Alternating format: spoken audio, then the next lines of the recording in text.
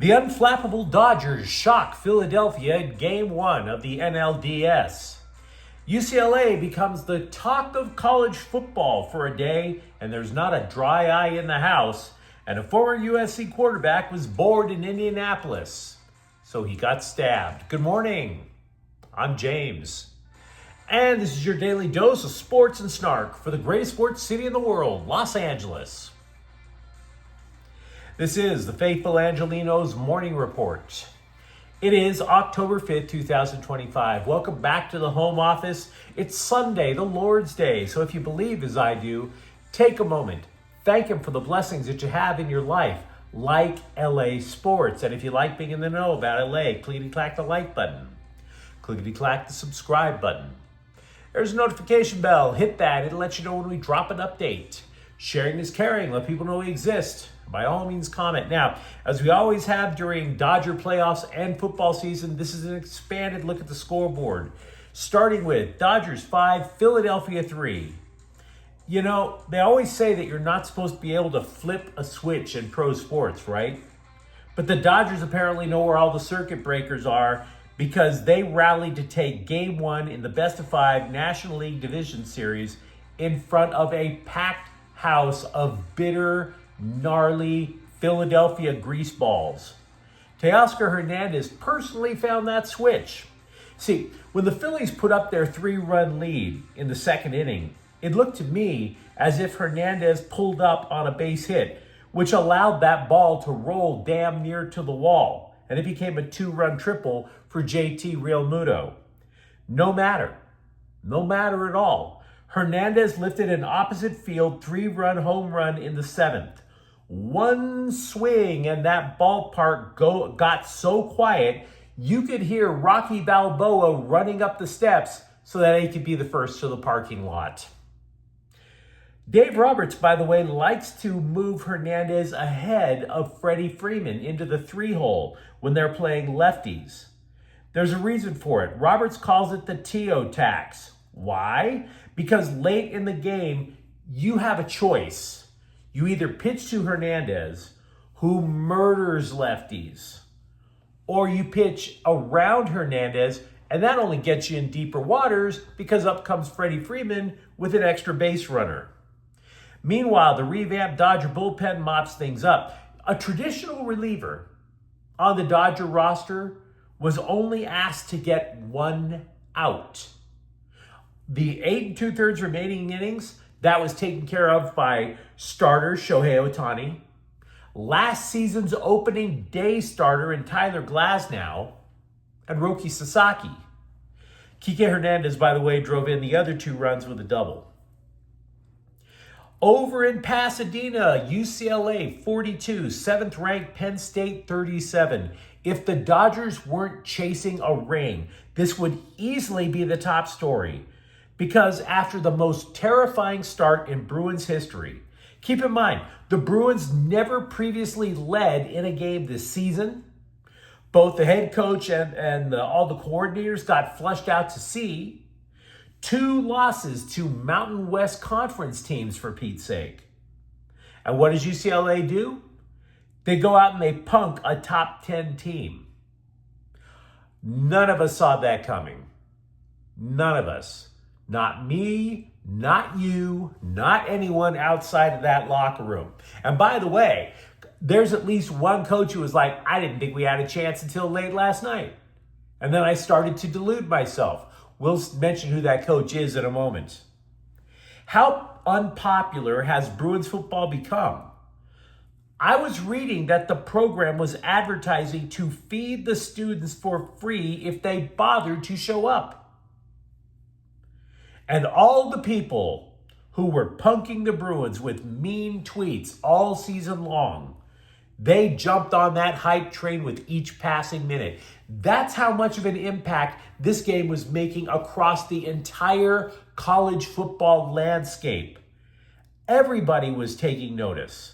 And by the way, grown-ass men were getting misty-eyed because former Bruin and current studio analyst Rick Neuheisel was watching his son Jerry call plays as UCLA's interim offensive coordinator. It was such a pure moment. So happy to see. I even saw USC fans rooting for the Bruins. Not an exaggeration. And by the way, who was the coach that didn't have real faith until late Friday night? It was Jerry Neuheisel. He fed off the energy that his players were showing in practice, and he admitted it. He was like, you know what? I started to delude myself into thinking we were going to beat Penn State. Instead of all that misery, it just turned around and cycled in the other direction. Nico Iamaleava, everybody outside of Westwood went scorched earth on the guy because he transferred to UCLA and because he could not cover up all the flaws on the roster single-handedly. I would argue that after all that crap that guy took, this was his career-defining game. Yeah, he got Tennessee into the college football playoff, but that was a team effort. Saturday, I believe it was a one-man demolition crew. He passed for 2 touchdowns. He rushed for 128 yards and 3 more touchdowns. Everybody appreciates an upset like that, of course, unless it's their team. Penn State was the second-ranked team in the nation in the preseason polls.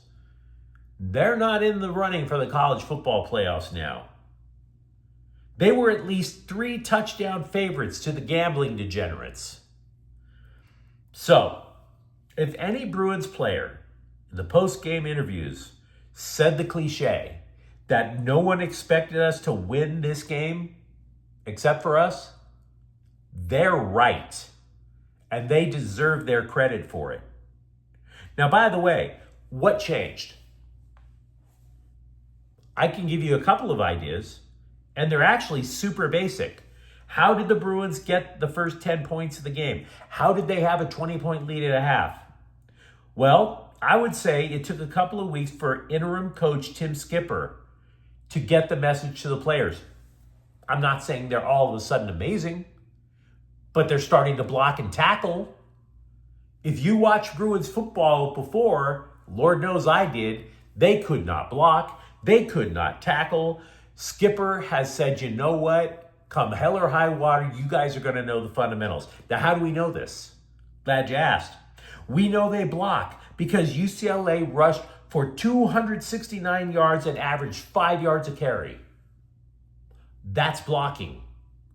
We know that the tackling improved. The top 3 tacklers in the game were Key Lawrence, Jalen Woods, and Isaiah Chisholm. Each had 8 tackles.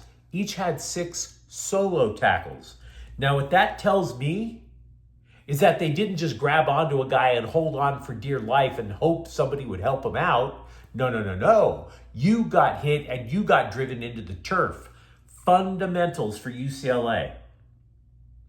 Now, it would be expected that UCLA fans would storm the field after the final whistle. That produced the only blemish on the game.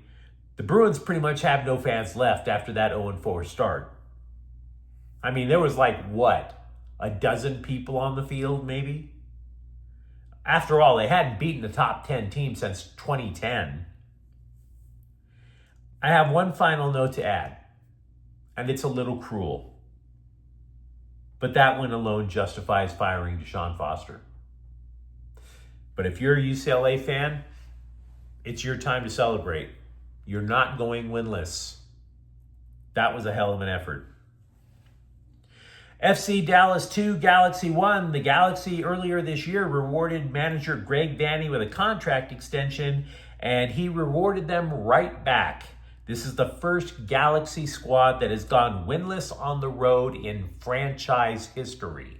So, well done, Coach Vanney. Well done indeed.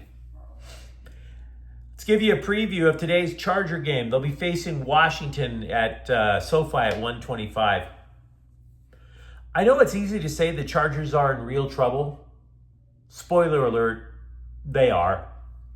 But the Bolts actually have a decent chance today despite the return of Commanders quarterback Jaden Daniels. Here's why. It's his first game back, and his game includes running. How mobile can you be with a sprained knee?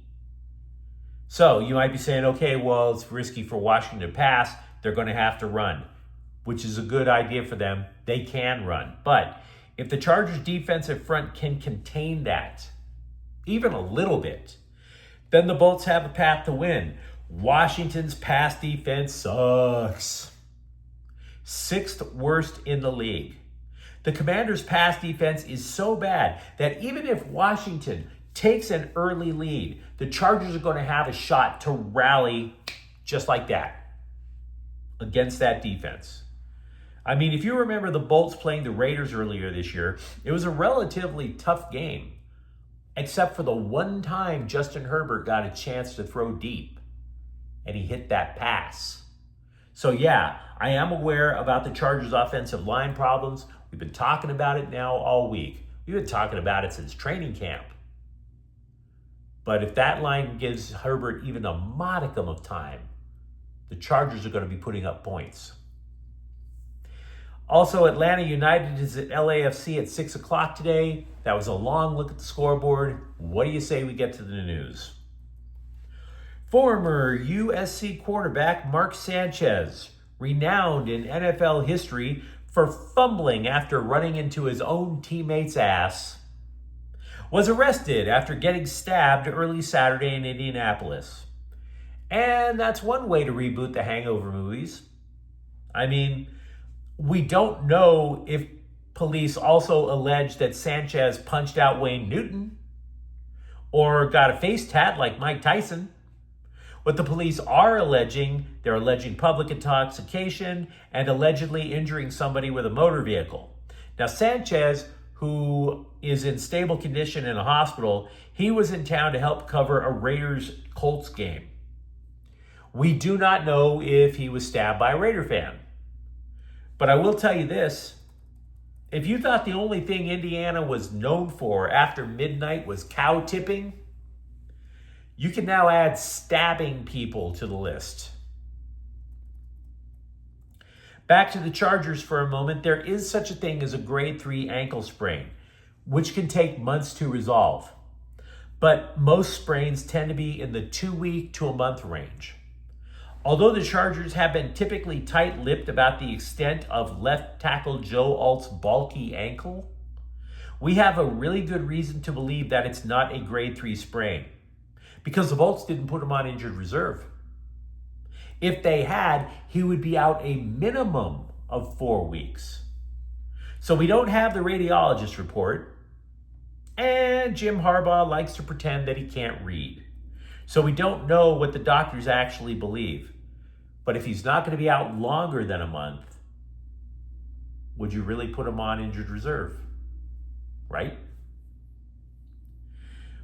Meanwhile, welcome back to the NFL, former Raiders first-round pick defensive end Clelin Ferrell, who the Chargers have activated for today's game.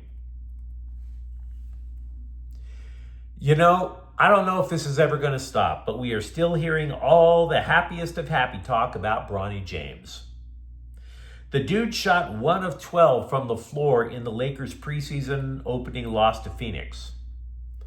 1 of 12. And there was the coaching staff, still handing LeBron's kid another bouquet of roses, a box of chocolates, and a tiara just for trying his best. How many participation trophies is this guy going to have, right? Said J.J. Redick, quote, "He is so much more comfortable and confident as a player. He's a totally different player than he was a year ago," unquote. Oh, really? Because he looks the same in the scorebook to me, coach. Riddle me that. But you let me know what you think in the comments thread. Dodger fans, how excited are you after getting that win on the road? By the way, UCLA fans, how relieved are you? Do you even feel remotely optimistic about the rest of the year now? And if you enjoyed this update, don't forget to subscribe to Faithful Angelenos. We're talking LA sports every single day. Thank you for watching. I'm James, and we'll be back tomorrow. Faithful Angelenos is a Kian Porta El Queso production. Take care.